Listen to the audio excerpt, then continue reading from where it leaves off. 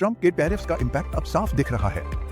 US economy struggle कर रही है और इंडिया इस सिचुएशन से कैसे फायदा उठा रहा है, चलिए समझते हैं। इकोनॉमिस्ट कहते हैं कि ट्रंप के टैरिफ्स ने यूएस कंज्यूमर्स और कंपनीज दोनों पे इंपैक्ट डाला है। इंपोर्टेड गुड्स की प्राइसेस काफी ऊपर चली गई हैं। US companies specially electronics, machinery और manufacturing sectors higher input cost और सप्लाई चेन डिसरप्शन से स्ट्रगल कर रही हैं। कंज्यूमर स्पेंडिंग टाइट हुआ है, मार्जिन श्रिंक हुए हैं, इन्फ्लेशन का प्रेशर बढ़ गया है और ग्लोबल सप्लाई चेन थोड़ी अनस्टेबल हो गई है। लेकिन इंडिया को ये सिचुएशन एक गोल्डन अपॉर्चुनिटी दे रही है।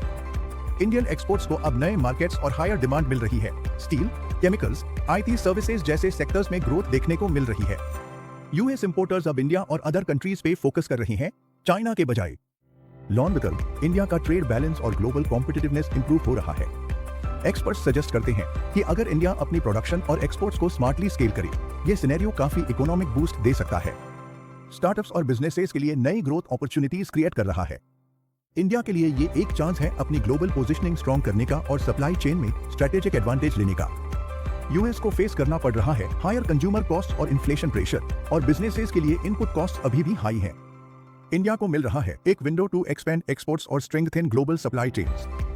ये मूव इंडियन बिजनेसेस और स्टार्टअप्स के लिए लॉन्ग टर्म एडवांटेज क्रिएट कर रहा है और इंडिया के ग्लोबल ट्रेड पोजीशन को इंप्रूव कर रहा है। क्या आपको लगता है इंडिया ये अपॉर्चुनिटी फुली लेवरेज करेगा? कमेंट करके बताओ, वीडियो को लाइक और शेयर करो, और ऐसे ही अपडेट्स के लिए सब्सक्राइब करना मत भूलना।